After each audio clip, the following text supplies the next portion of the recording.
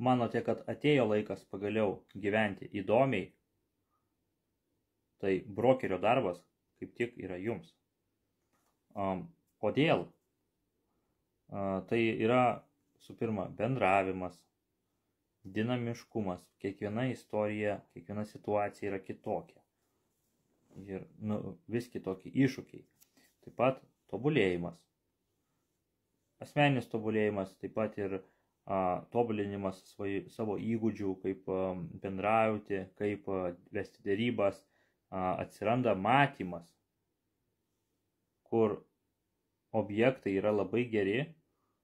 Pradėsite matyti tokius objektus, kur jūs norėsite iš bet kur gauti pinigus ir kuo greičiau jį nupirkti, nes jį galėsite parduoti kelis kartus brangiau po to. Tai atsiras pas jūs toksai matymas. Tai yra labai gerai ir nereikės jums dirbti samdomo darbo. Jūs galėsite būti patys savo šeimininkais. Sau dėliotis laiką, kada dirbti, nori dirbi, ūpo nėra, nedirbi, ilsiesi, kaip tik nori, taip darai, ar ne? Tai draugiškas kolektyvas pas mus ir tikrai atsiranda vis daugiau ir daugiau galimybių jums uždirbti ir tobulėti. Tikslas negali būti pinigai, todėl kad jeigu tikslas yra pinigai, tai tobulėjimo kelias jisai greitai būna baigėsi. Jeigu ten susiduri su vienu kitu iššūkiu ir po to jau, sako, tai čia taip. Ne. Tikslas yra tobulėjimas ir išmokti tikslas. Ne? Jeigu pas jūs yra tokie tikslai, norite išmokti, visa kita ateis savaime. Kuo geriau išmoksite, tuo daugiau ateis pinigų. Paprasta.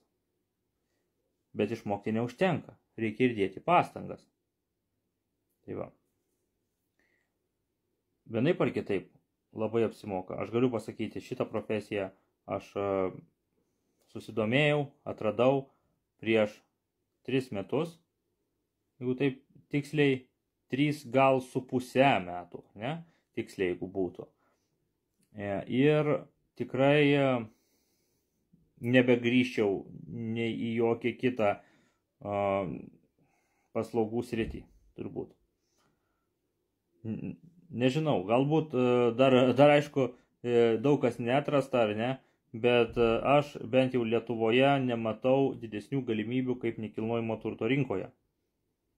Ne veltui yra posakis, visi verslai prasideda ir baigėsi nekilnojamo turtu. Tai tiesiog iš pradžių netikėjau, neįsivaizdavau, kaip tai ir vyksta, bet toliau dirbant, aiškėja, kad tai yra turbūt geriausia, ką įmanoma daryti iš verslo. Tai yra nekilnojamas turtas.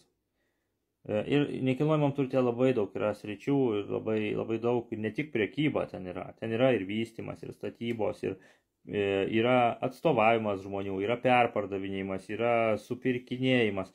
Visokie atsiveria jums variantai. Ir kas jums labiausiai patinka, kas labiausiai prie širdies, tą jūs ir darysite.